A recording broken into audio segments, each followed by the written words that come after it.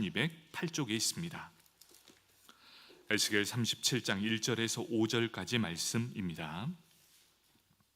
1절에서 5절까지 말씀 교독해서 읽도록 하겠습니다.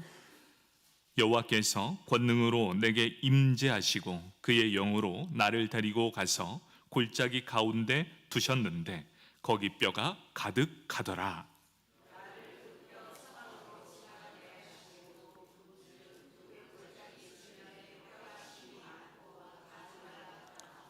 그가 내게 이르시되 인자야 이 뼈들이 능히 살 수 있겠느냐 하시기로 내가 대답하되 주 여호와여 주께서 아시나이다.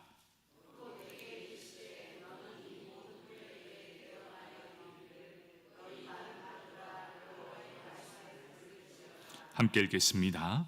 주 여호와께서 이 뼈들에게 이같이 말씀하시기를 내가 생기를 너희에게 들어가게 하리니 너희가 살아나리라. 아멘. 일여 전도에 나오셔서 특송하시겠습니다.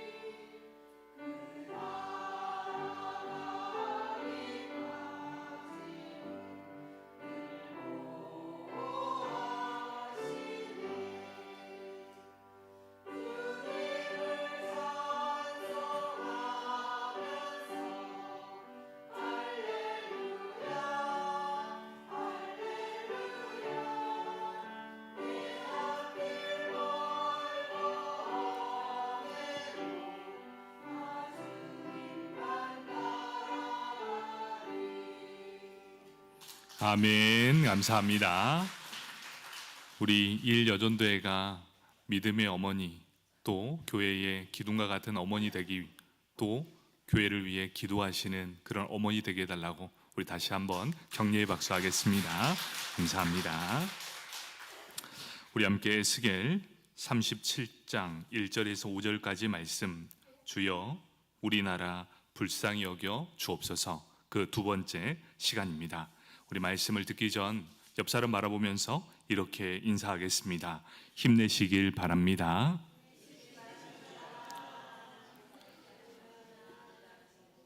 힘내시길 바랍니다. 참 어떻게 보면 이것은 중첩적인 의미가 있는데요. 이제 고난 주간을 지내오면 이제 슬슬 힘이 빠질 때가 됐습니다. 자꾸 몸이 축축 처지고 왜 이렇게 새벽이 또 힘들어집니까? 여러분, 이럴 때 힘을 내라는 단어를 하게 됩니다. 그런데 여기에서 제가 여러분에게 힘을 내다 이런 말을 하는 이유가 있습니다. 왜 그러냐? 이 힘은 우리가 내 체력이 없는데 그 힘을 쥐어짜는 힘이 아니라는 것입니다. 여러분, 이 힘은 하나님께서 주시는 새 힘이어야만 합니다. 여러분, 이건 확실합니다. 내가 힘들어 죽겠는데 내 힘을 쥐어짜면 이것은 내 몸을 갉아먹는 거예요. 그런데 우리에게는 새 힘이 필요합니다. 내가 할 수 없는 것, 바로 주님께서 허락하신, 우리는 이것을 새 힘이라고 말하고 있습니다. 새 힘과 새 능력으로 일어서시길 축복합니다. 그래서 어떠한 상황 속에서도 낙심 금지, 어떠한 상황 가운데서도 좌절 금지, 그리고 어떠한 상황 가운데서도 포기 금지. 여러분, 이 세 가지가 우리 마음에 딱 와닿을 때 하나님이 주시는 새 힘으로 우리가 이 모든 상황을 이겨낼 수 있을 것입니다. 우리는 하나님이 소망이십니다. 그 하나님을 붙들고 나아가면 주님이 주시는 새 힘으로 모든 것을 넉넉히 이겨낼 수 있으실 것입니다. 우리 하나님 바라는 저와 여러분이 되길 축복합니다. 아멘. 하나님은 우리를 살리시는 분이십니다. 믿으십니까? 아멘. 우리들의 메마른 영혼, 낭망하고 공고한 영혼에 새로운 힘과 소망으로 우리를 살려주시는 분, 그분이 바로 여호와 하나님이십니다. 오늘 우리가 함께 볼 말씀을 통해 회복의 능력을 체험하는 저와 여러분 되길 축복합니다. 아멘. 이스라엘은 지금 포로된 상태였습니다. 포로된 상태에서 이스라엘 백성에게 들리는 소식이 있었습니다. 이 소식이 어떤 소식이었느냐? 예루살렘의 멸망이었습니다. 예루살렘의 멸망의 소식을 듣는 그들은 절망 가운데 살아가고 있었습니다. 그 이유는 막연히 우리가 망했구나라는 그것이 아니었습니다. 그들이 절망한 이유가 있었습니다. 더 이상 하나님께서 우리와 함께 하지 않는다라는 것을 깨달았기 때문입니다. 여러분, 우리가 망하는 이유가 뭔지 아십니까? 하나님이 우리와 함께 하지 않는다라는 그런 마음이 나에게 확 올 때 우리는 완전히 망한 인생이 되는 것입니다. 그러면 언제 우리는 소망을 갖습니까? 내 상황과 처지가 비록 사망의 골짜기를 다닐지라도 우리 하나님의 살아계심을 믿는다면 소망을 꿈꾸게 된다는 것이지요. 그런데 이스라엘 백성은 지금 멸망을 했습니다. 그런데 그들 생각은 어떻게 마음을 먹었습니까? 하나님이 더 이상 우리와 함께하지 않는다. 그렇기 때문에 이제 그들은 소망이 없다라고 생각했습니다. 마음에서도 졌고 믿음에서도 졌고 현실에서도 다 져버린 인생, 이런 인생을 우리는 소망 없는 인생이라고 합니다. 여러분, 상황이 최악으로 치닫더라도 우리가 깨어서 하나님이 나와 함께 하심을 믿는다면 그곳에는 소망이 있는 줄 믿으시기 바랍니다. 우리에게 소망이 바로 그것이지요. 이러한 상황 속에서 선포합니다. 이미 망했고 아무것도 없고 하나님이 다 떠나갔다. 그런데 그 순간 에스겔 선지자가 낭망에 있는 그 백성들을 향해 선포하게 됩니다. 여러분, 이 말을 들었을 때 어이가 없었을 것입니다. 옆을 봐라, 뒤를 봐라, 지금 시대적 상황을 봐라. 네가 지금 외치는 그 말이 과연 소망이 있는 말이냐? 그래서 이 에스겔 선지자가 선포하는 회복의 메시지는 그들에게 공감을 얻지 못한 메시지가 되었습니다. 낙심에 있는 에스겔에게 하나님이 찾아오십니다. 그리고 그에게 보여준 환상이 바로 마른 뼈 환상이었습니다. 절망적인 상황 속에 처한 이스라엘 백성들에게 하나님은 불가능이 없다는 것을 보여주게 하십니다. 1절의 말씀입니다. 여호와께서 권능으로 내게 임재하시고 그의 영으로 나를 데리고 가서 골짜기 가운데 두셨는데 거기 뼈가 가득하더라. 에스겔을 골짜기 가운데로 데려갑니다. 그런데 거기에 있는 것이 무엇입니까? 뼈가 가득하더라. 여기에서 보여주는 이 골짜기는 어떤 골짜기였냐? 여러분, 이 골짜기의 의미를 살펴봐야 됩니다. 3장 22절에 들이라는 표현을 합니다. 이 들이라는 동일한 표현으로 말하고 있습니다. 여러분, 3장 22절에서 선포한 메시지가 무엇이냐? 예루살렘과 그 백성의 심판이 처음으로 임했던 곳이 바로 이 들이었습니다. 에스겔 3장 22절 말씀, 여호와께서 권능으로 거기서 내게 임하시고 또 내게 이르시되 일어나 들로 나아가라. 내가 거기서 너와 말하리라 하시기로. 바로 이 장소가 무엇이냐? 예루살렘의 멸망을 선포했던 그 장소였습니다. 그런데 역시나 그 장소로 갔더니 어떻게 됐다고요? 마른 뼈가 잔뜩 있더라. 그런데 그곳에서 여호와 하나님께서 무엇을 선포하게 됩니까? 하나님께서 심판을 선포한 그곳에서 이스라엘의 회복에 대한 환상으로 다시금 계시하고 있다는 것입니다. 망했던 그곳에서 내가 다시 살리리라. 바로 그 골짜기가 바로 그 들이었다는 것입니다. 포로된 땅, 절망에 빠져 있는 이스라엘 백성을 향해 회복의 상징을 보여주는 곳, 바로 그곳이 골짜기였고 그들의 들이었습니다. 여러분, 회복의 시작은 우리의 어떤 계획이나 힘에 있는 것이 절대로 아닙니다. 회복의 시작은 누구로부터 시작하는가가 너무나 중요합니다. 여러분, 회복의 시작은 누구의 손에 있습니까? 하나님의 손에 있다는 것을 분명하게 보여주고 있습니다. 회복의 시작은 우리 힘이 아니라 하나님께서 하나님의 때에 하나님의 능력으로 시작하게 된다는 것입니다. 하나님께서 회복을 시작하면 우리가 어떤 상황, 어떤 처지에 있더라도 반드시 회복시키는 분, 그분이 바로 여호와 하나님이십니다. 여러분, 왜 기도하십니까?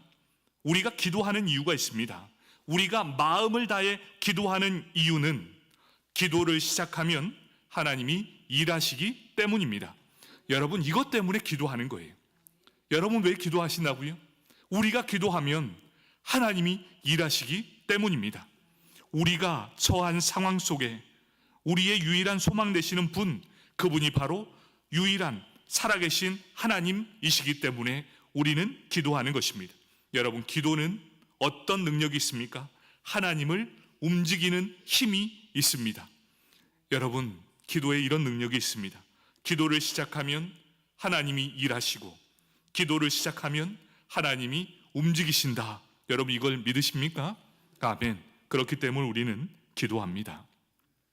소망 없는 이스라엘에게 회복을 주시는 하나님, 그 하나님께 기도할 때 지금 이 순간이 기도할 때라는 것이지요. 어떤 기도입니까? 우리나라 불쌍히 여겨주시고 살려달라, 이런 기도할 때 하나님의 열심 그리고 하나님의 일하심을 경험하게 될 것입니다. 오늘 말씀도 기도하는 마음으로 우리 함께 이 현실을 바라보길 원합니다.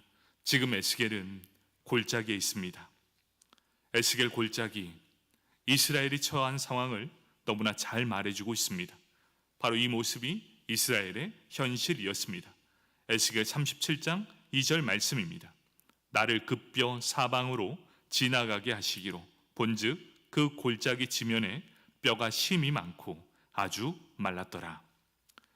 지금 이 순간에 처해 있는 모든 것들이 어떻게 보면 지금 우리나라의 상황과 너무나 비슷하다라고 볼 수 있습니다. 이제 에스겔로 보게 하십니다. 뼈들이 말랐는데 어떤 단어를 씁니까? 심히 말랐다.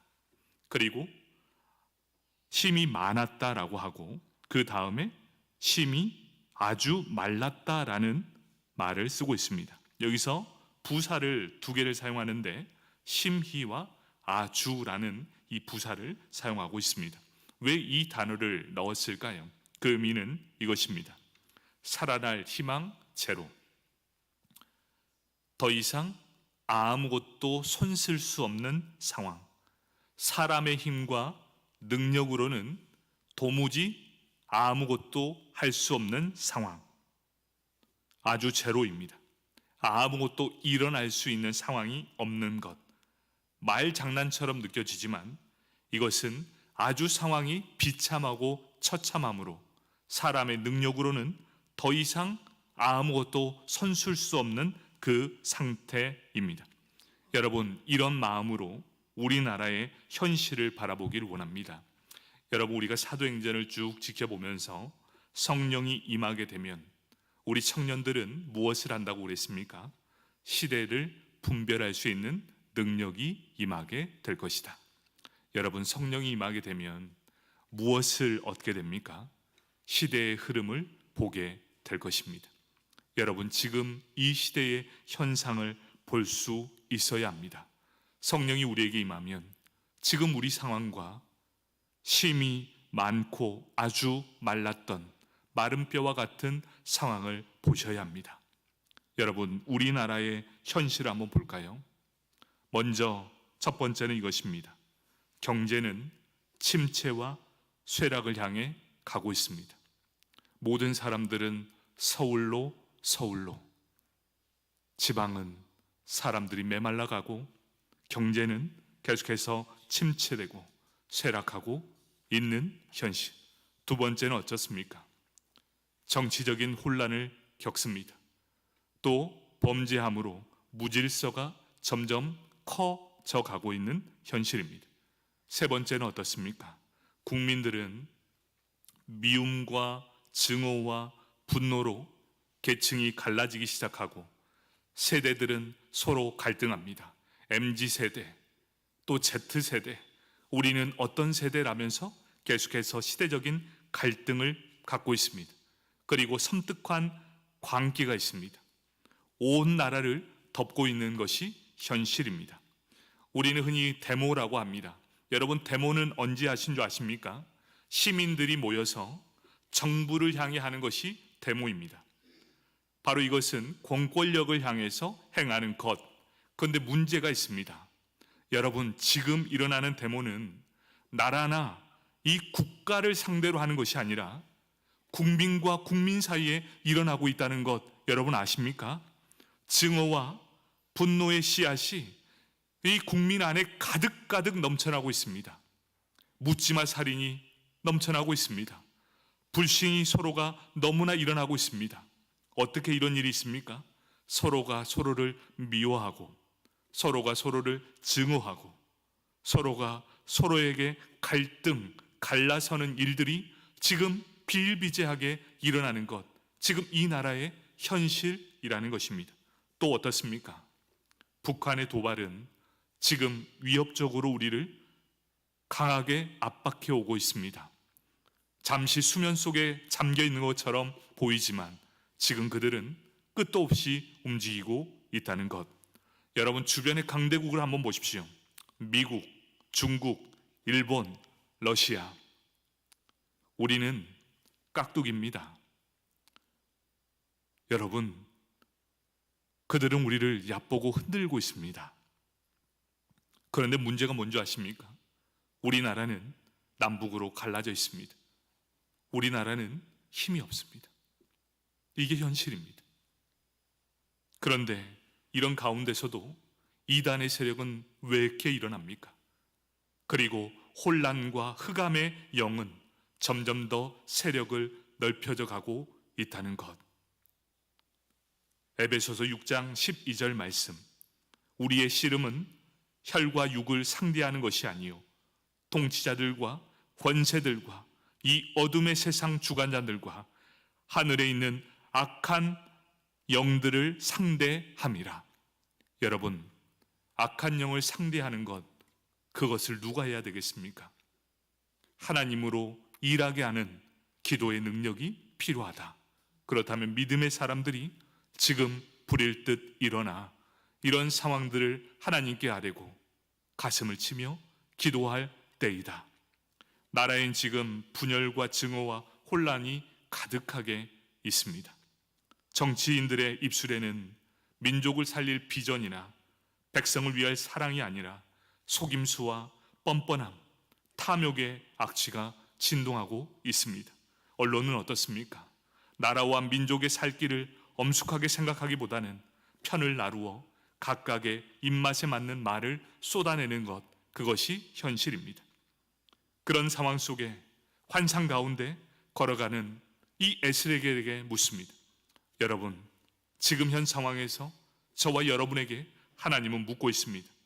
37장 3절 상반절, 그가 내게 이르시되 인자야, 이 뼈들이 능히 살 수 있겠느냐? 여러분에게 똑같이 묻습니다. 이 세상, 우리나라 살 수 있겠느냐? 이렇게 묻습니다. 이 질문에 대한 대답은 확률이나 경험에 대한 답이 아니라 믿음의 대답을 원하시는 하나님이십니다. 아무리 머리를 굴려봐도, 내 생각 내 뜻대로 해봐도 소망이라고는 일도 남아있지 않는 상황, 겉으로는 멀쩡한 것 같은데 마음과 영혼은 근심과 걱정으로 가득 차 싸늘하게 식어버리고 말라버린 모습들, 마음에는 소망도 하나님에 대한 믿음도 열정도 사랑도 차갑게 식어버린 모습, 그러한 모습이 바로 하나님께서 이 에스겔 선지자에게 보여주신 골짜기에서 나뒹굴고 있는 영적으로 메말라버린 영혼들의 모습이었다는 것입니다. 그때 하나님께서 이렇게 말씀하십니다.